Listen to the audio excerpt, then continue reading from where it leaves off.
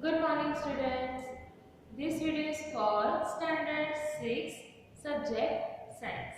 In this video lecture, we will go ahead in our chapter number 13 Fun with Magnet. यानी इस chapter में आपको magnet के बारे में पढ़ना है। कहीं ना कहीं पे आपने मैग्नेट देखा ही होगा और मैग्नेट से खेला भी होगा। तो अब सबको बेसिकली ये पता है कि मैग्नेट क्या करता है, वो जो भी आयरन की चीज है, लोहे की जो भी चीज है, उसको अट्रैक्ट करता है।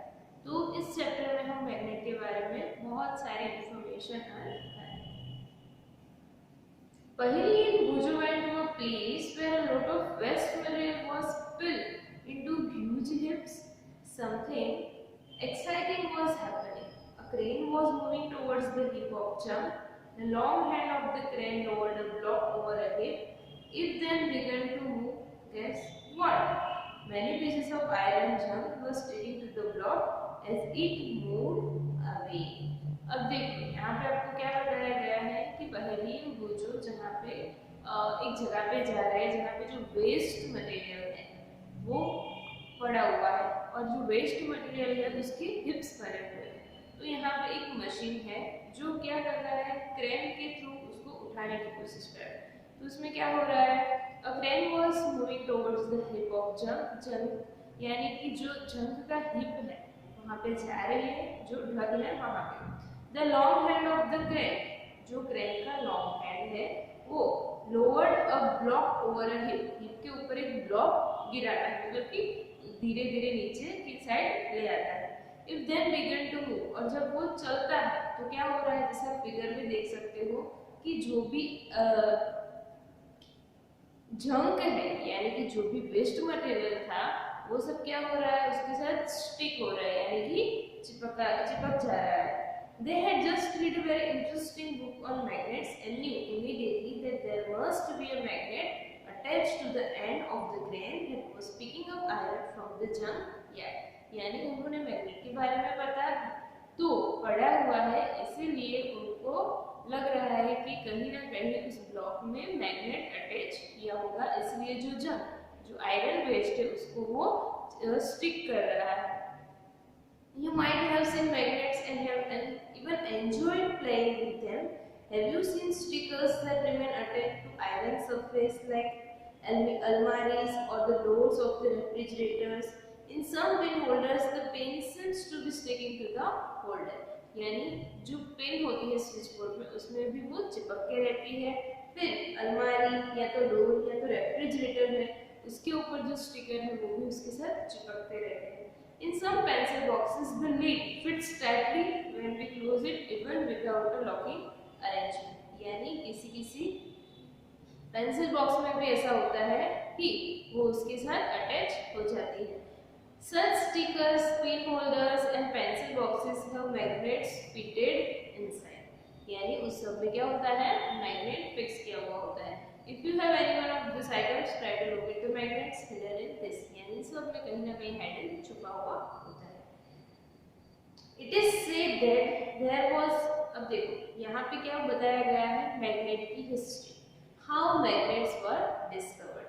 It is said that there was a shepherd named Magnus who lived in ancient Greece. यानी जो ग्रीस में एक मैग्नस रहता था, he used to take his herd of sheep and goats to the nearby mountains for grazing. वो अपने heard को, यानी कि जो शिप्स और गोट्स का जो ग्रुप होता है उसको कहाँ पे लेके जाता था, ग्रेजिंग करवाने के लिए माउंटेन्स पे लेके जाता था। He would take a stick with him to control his herd. अभी उनके पास एक स्टिक हुआ करती थी।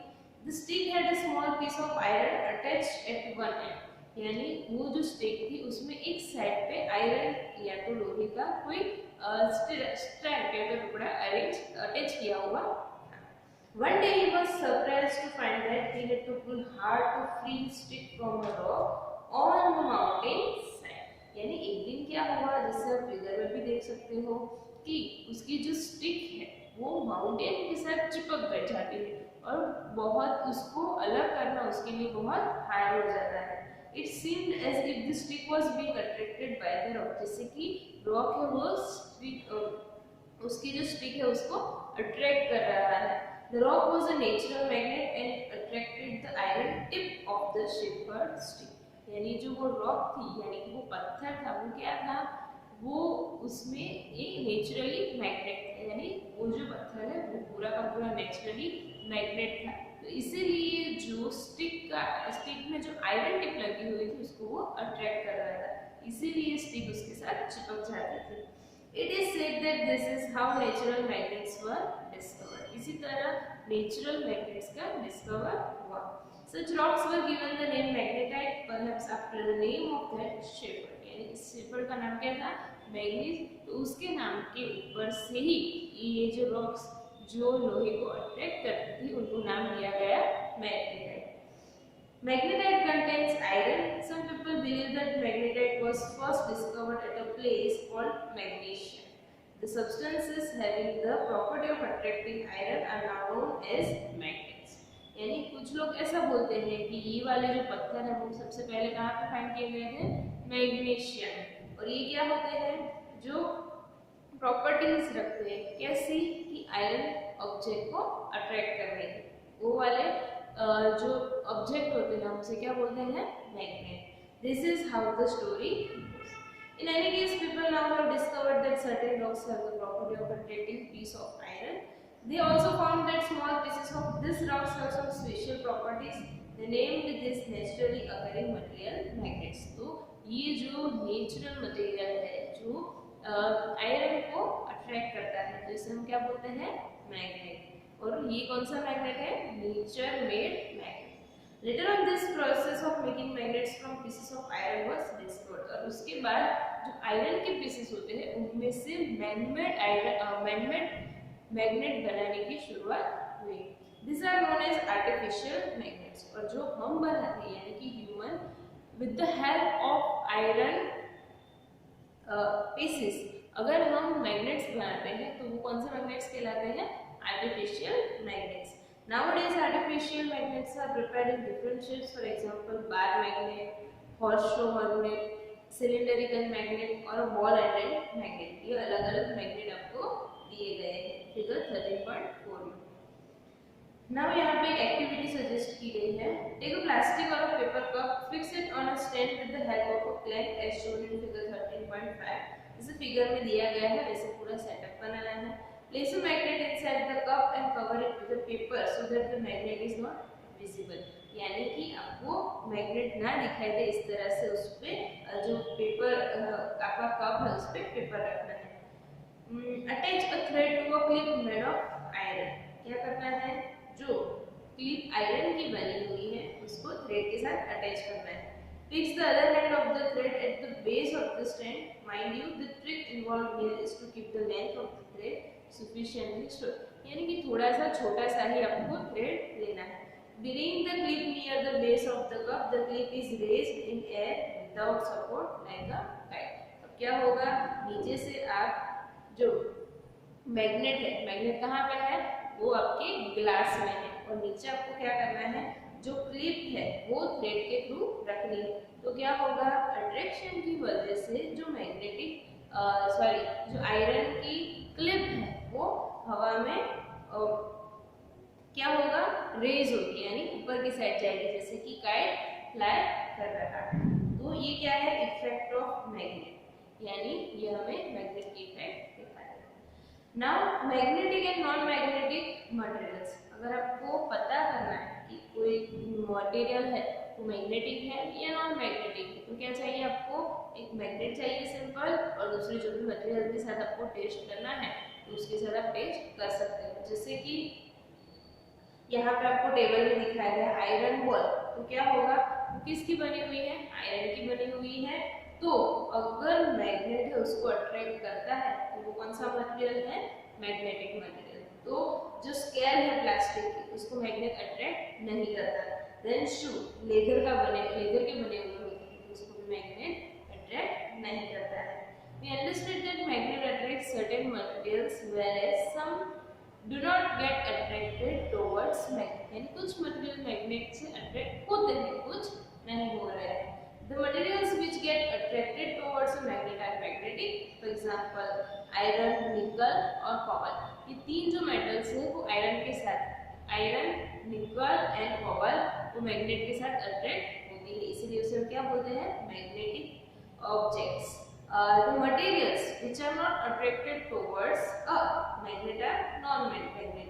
जो मैग्नेट से अट्रैक्ट नहीं होते हैं वो क्या बोलते हैं, non magnetic. What materials did you find to be non-magnetic from table 13.1?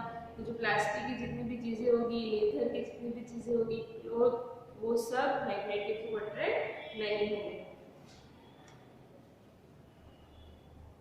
हाँ, यहाँ पे एक्टिविटी 3 दी गई है, उसमें क्या है, रब a magnet in the sand और सॉइल। अभी ये किसके लिए हमें एक्टिविटी दी गई है, हमें पता लगाना है कि जो सैंड होती है वो मैग्नेटिक है और नॉन मैग्नेटिक है। तो सबसे पहले क्या करना है, पुल आउट द मैग्नेट, रब a magnet in the sand और सॉइल। पहले सॉइल या तो सैंड में क्या करना है, आपको मैग्नेट को रब करना है, फिर बाहर निकालना है। Are there some particles of sand और soil sticking to the magnet? आपको कुछ मटेरियल्स या तो कुछ पार्टिकल्स उसके साथ चिपके हुए दिखाई देंगे। Now gently shake the magnet to remove the particles of sand और सॉइल, यानी जो मिट्टी है वो आपको मिला के निकाल देनी है। Are some particles still sticking to it, यानी अभी भी कुछ पार्टिकल उसके साथ स्टिक हुए हैं।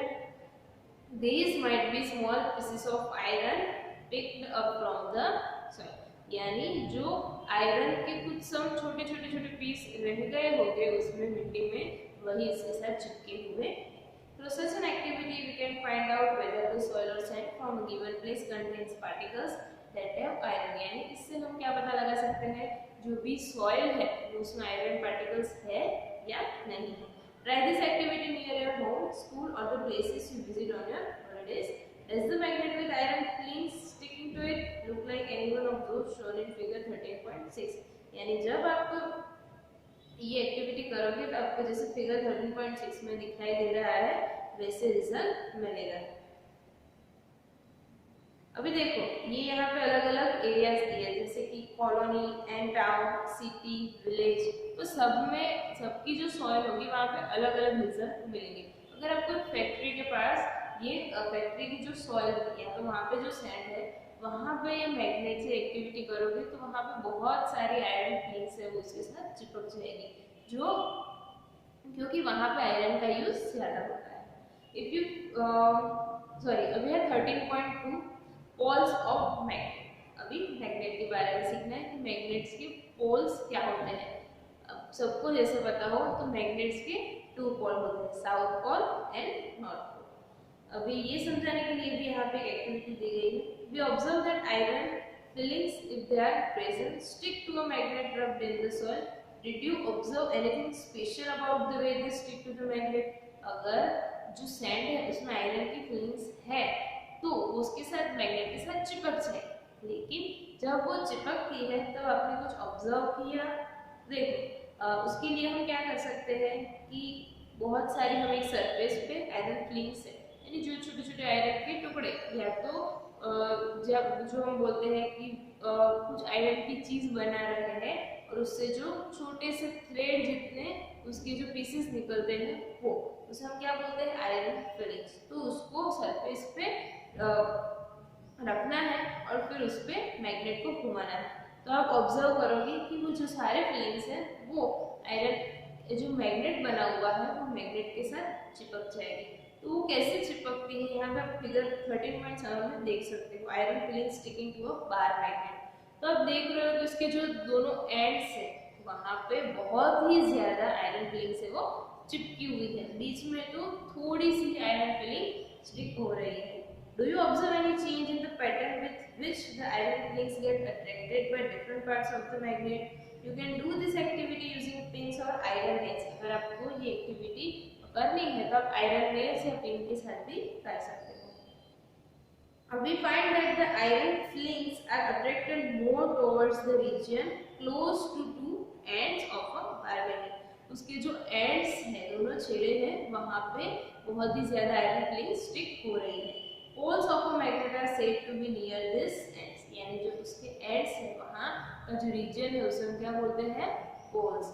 Try and bring a few magnets of different shapes to the classroom.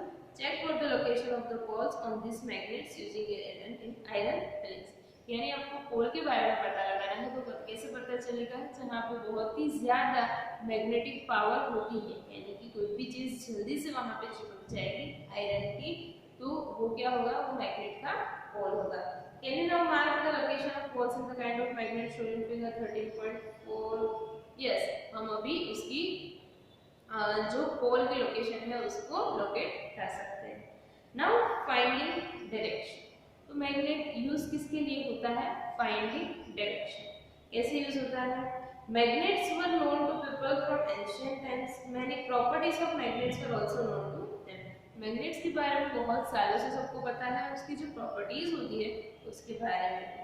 You might have read many interesting stories about the uses of magnets. One such story is about an emperor in China named Hong Tai.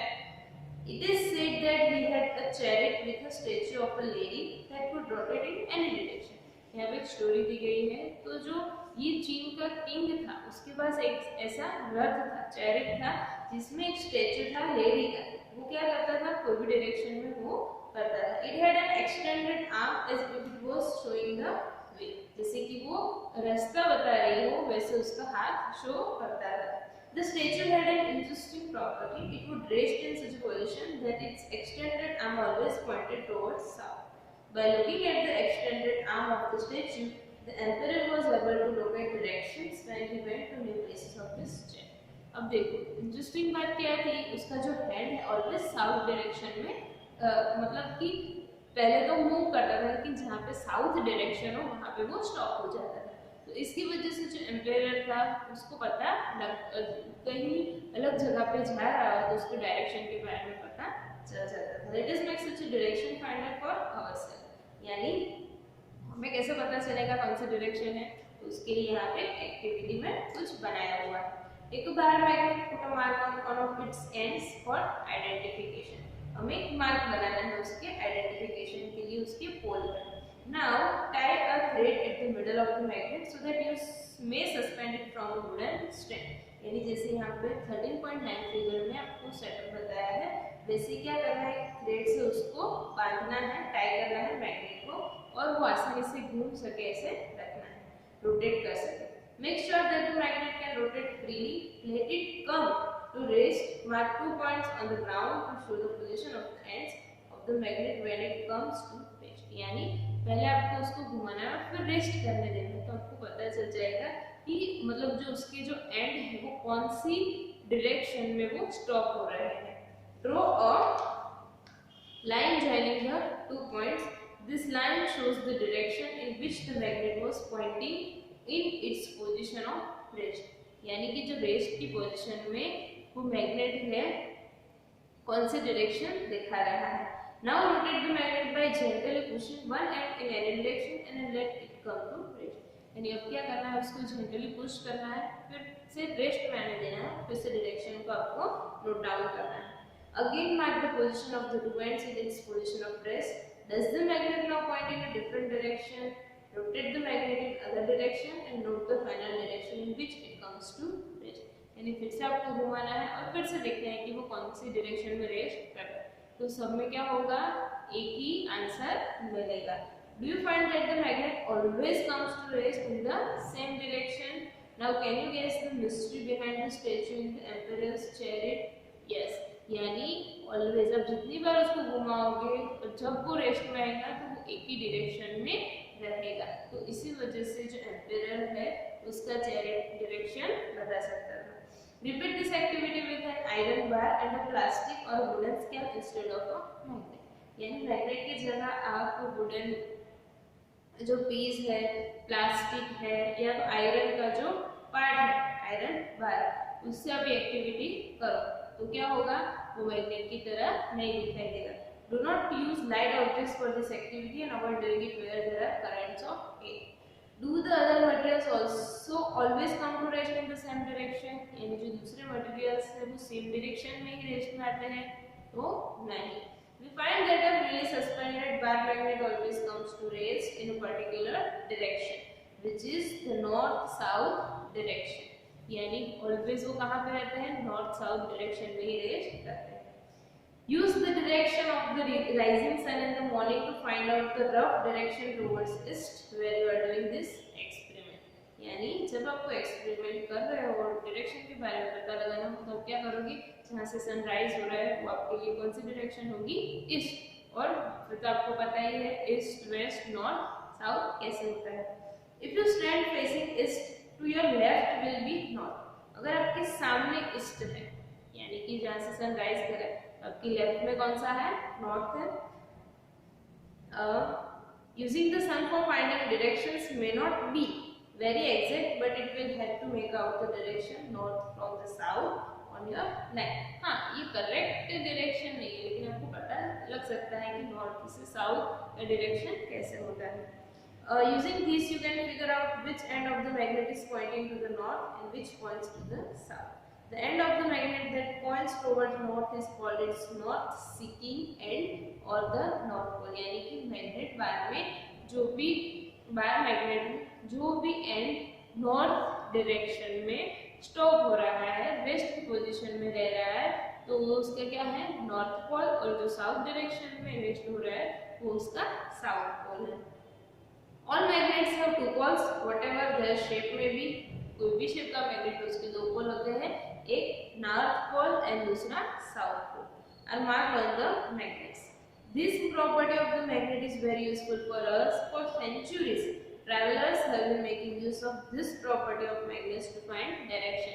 बहुत सालों से लोग travellers जो है वो direction find, क्योंकि अभी तो ये सारा इतना सेटअप सिटी में सब हो चुका है इसलिए हम कोई भी डायरेक्शन बता सकते हैं।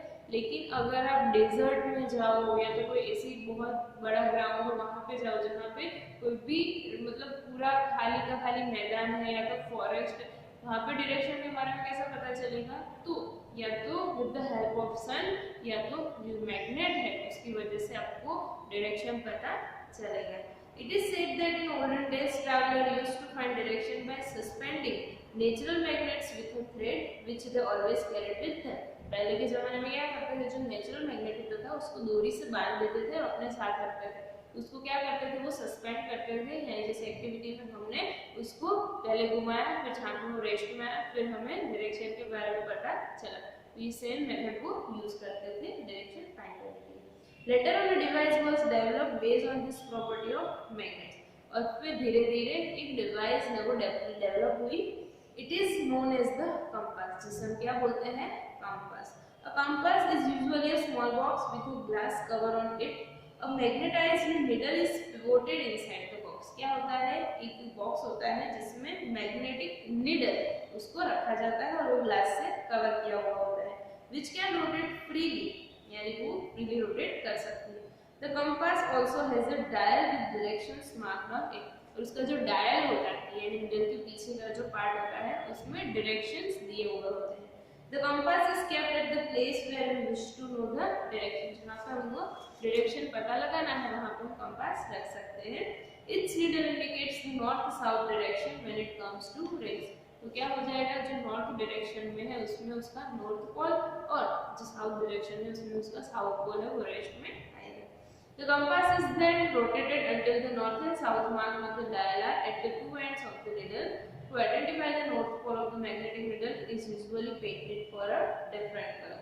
क्या होता है, जो नॉर्थ और साउथ दोनों पार्ट को नीडल के दोनों जो पोल्स है उसको डिफरेंट कलर में कलर किया जाता है। इसकी वजह से आसानी से पता चल सकता है कि कौन सा नॉर्थ डायरेक्शन है और कौन सी साउथ डायरेक्शन है।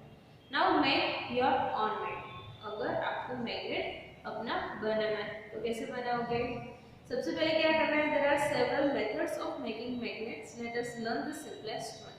Take a rectangular piece of iron का एक रेक्टेंगुलर पीस लेना है, place it on a table। Now take a bar magnet and place one of its poles near the one edge of the bar of iron। क्या करना है, आपको iron का एक पीस लेना है फिर एक दूसरा बार मैग्नेट लेना है।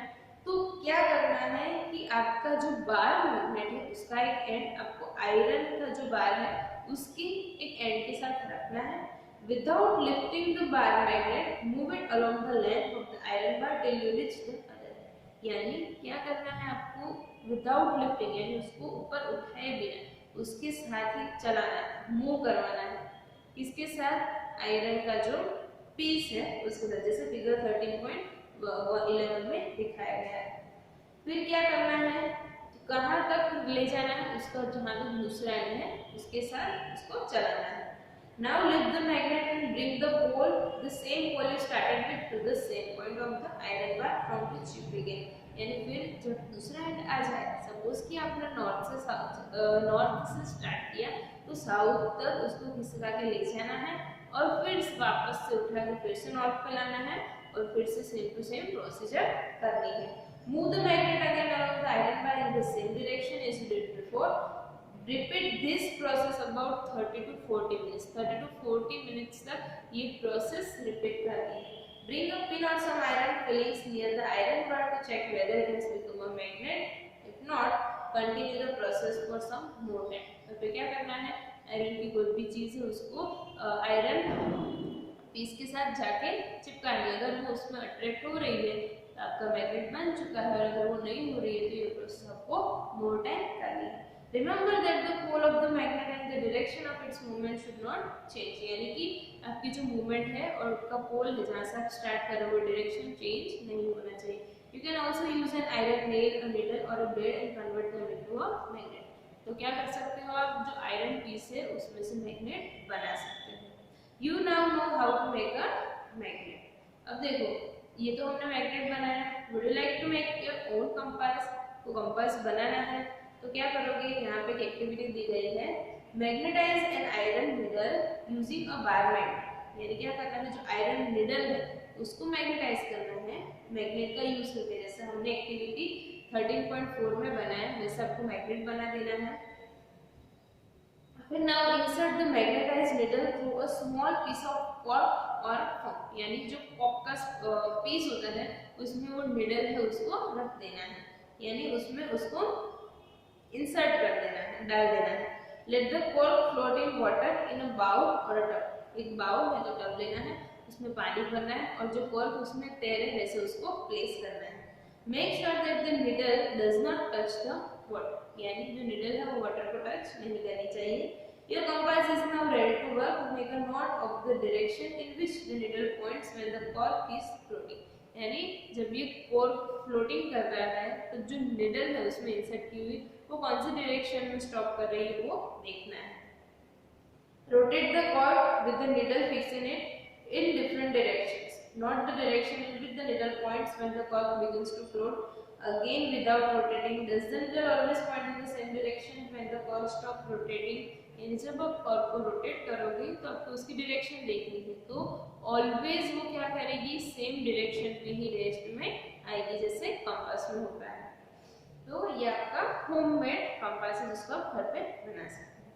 Now attraction and repulsion between magnets. हाँ, तो कई बार आपने देखा होगा कि आपके पास दो मैग्नेट्स हो तो वो अट्रैक्ट नहीं हो रहे, एक दूसरे से दूर जा रहे हैं। अट्रैक्शन मतलब एक दूसरे के नजदीक आना और रिपल्सन मतलब एक दूसरे से दूर जाना। Let us play another interesting game with magnets. Take two small toy cars and label them A and B. Place a bar magnet on top of each car along its length and fix them with rubber bands. यानी आपको ये normal magnet से भी कर सकते हो, या तो यहाँ पे कार दी गई है तो आपको क्या करना है, कार के ऊपर ये मैग्नेट को चिपकाना है। In a car A, keep the south pole of the magnet toward its front. Place the magnet in opposite direction in car B. क्या करना है, ए में जैसे मैग्नेट रखा है तो कार बी में उसके अपोजिट साइड में, यानी नॉर्थ साउथ ऐसे रखा है तो उसमें साउथ नॉर्थ ऐसे रखना है। फिगर 13.13 में जैसे दिखाया गया है वैसे। Now place the two cars close to one another. अब क्या करना है, आपको एक दूसरे के साथ नजदीक लाना है।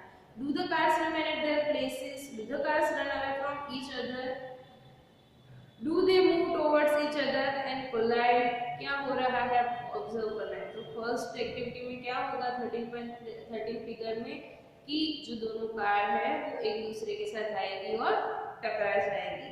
Record your observations in a table A shown in table 13.13.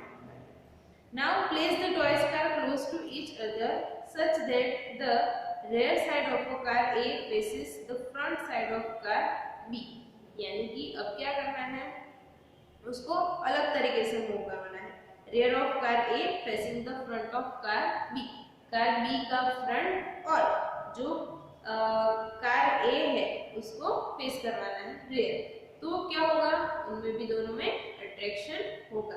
क्या हो जाएगा, वो चेंज हो जाएगा, साउथ की जगह नॉर्थ आ जाएगा, नॉर्थ की जगह साउथ आ जाएगा। Note the direction in which the cars move now, next place the car A behind car B and note the direction in which they move in each a. अभी figure 13 point में जैसे दिखाया गया है 13.4 में वैसे क्या करना है कि जैसे जो एक कार है सी और डी, उसमें क्या करना है आपको उसके पीछे यानी जो अपोजिट डायरेक्शन में थी अपोजिट डायरेक्शन में नहीं सेम डायरेक्शन में उसको मूव करवाना है। तो क्या होगा, इससे आपको पता चल जाएगा, जैसे आप अच्छी तरह से समझ सकते हो। सपोज कि एक कार का फर्स्ट कंडीशन में क्या हो रहा है, नॉर्थ पोल और साउथ पोल ये दोनों कांटेक्ट में आ रहे हैं, तो क्या हो जाएगा, अट्रैक्शन। देन सेकंड में क्या हो रहा है, एक कार का साउथ पोल और दूसरी कार का नॉर्थ पोल, वो दोनों कांटेक्ट में आ रहे हैं, तो भी क्या होगा, अट्रैक्शन। जो कार है वो कोलाइड होगी यानी कि एक दूसरे के साथ टकरा जाएगी। अभी थर्ड जो पोजीशन है उसमें हम क्या कर रहे हैं, वन कार का नॉर्थ पोल और दूसरी कार का भी नॉर्थ पोल यानी सेम पोल आ रहा है, तो उसमें क्या होगा, रिपल्सन होगा, यानी जो कार है वो एक दूसरे से दूर जाएगी। जैसे अट्रैक्शन में क्या होता है, एक दूसरे के नजदीक आती है, वैसे रिपल्सन में जो कार है वो एक दूसरे से दूर जाएगी यानी अपोजिट डायरेक्शन में जाएगी। और अगर फोर्थ सिचुएशन, सपोज कि वन कार का साउथ पोल है और दूसरी कार का साउथ पोल, बेसिकली ये पोल किसके है, मैग्नेट के, तो वो कांटेक्ट में आएंगे तो क्या हो जाएगा, रिपल्सन। तो इस एक्टिविटी से हमें क्या पता चलता है कि लाइट फोर्स, अभी देखो ये क्या है, एन और एस यानी जो डिफरेंट पोल्स है, तो उसे हम क्या बोलते हैं, अनलाइक पोल्स। और एन एन एस एस, तो ये दोनों क्या है, ये दोनों है लाइक पोल्स यानी सेम पोल। तो जो लाइक पोल्स होते हैं वो ऑलवेज क्या करते हैं, रिपेल, यानी कि एक जो लाइक पोल्स होते हैं वो रिपेल करते हैं यानी उनके बीच में रिपल्सन होता है। और जो अनलाइक पोल है जैसे कि north and south, south and north, उनके बीच में क्या होता है, अट्रैक्शन हो रहा है। नाउ पॉइंट नंबर लास्ट क्या है, a few questions when you are using magnet you have to keep some questions, यानी आपको कुछ ध्यान रखना चाहिए, मैग्नेट्स बिगड़े नहीं इसलिए। Magnets lose their properties if they are heated, hammered or dropped from some height, यानी उसकी प्रॉपर्टीज लूज हो सकती है, वो बिगड़ सकता है अगर आप उसको हैमर करोगे या तो जलाओगे या तो बहुत ऊंची हाइट से उसको ड्रॉप करोगे। Also magnets become weak if they are not stored properly, अगर वो प्रॉपर्ली स्टोर किए ना जाए फिर भी वो बिगड़ सकते हैं। To keep them safe, bar magnets should be kept in pairs with their unlike poles on the same side, यानी जो बार मैग्नेट्स है उसको कैसे रखना चाहिए, पैर में, और ऐसे रखना चाहिए उसके जो अनलाइक पोल यानी नॉर्थ साउथ, साउथ नॉर्थ, वो साथ में आए, सेम साइड पे आए, इसी तरह। They must be separated by a piece of wood while two pieces of soft iron should be placed across their ends, यानी उसके एंड पे क्या रखना है, two pieces of iron, और उन दोनों के बीच में यानी उनको सेपरेट करने के लिए क्या रखना है, वुडन पीस, जैसे फिगर 13.16 में दिखाया गया है। For horseshoe magnet one should keep a piece of iron across the holes, यानी जो हॉर्सशू टाइप का मैग्नेट होता है उसमें क्या करना है, आपको जो आयरन का पीस है उसके अक्रॉस रखना है। Keep magnets away from cassettes, mobiles, television, music system, compact disc and the computer, यानी ये जितनी भी इलेक्ट्रॉनिक डिवाइसेस हैं उससे मैग्नेट को दूर रखना चाहिए, उससे मैग्नेट भी बिगड़ सकता है और आपकी ये जो चीजें हैं वो भी बिगड़ सकती हैं। तो मैग्नेट को अच्छी तरह से स्टोर करना चाहिए। और दूसरा, अगर आप बार बार रिपल्सन करवाओगे मैग्नेट के बीच तो भी मैग्नेट की प्रॉपर्टी है वो रेस्टोर हो जाएगी। आई होप ये चैप्टर आपको अच्छे से समझ में आ गया होगा। Thank you.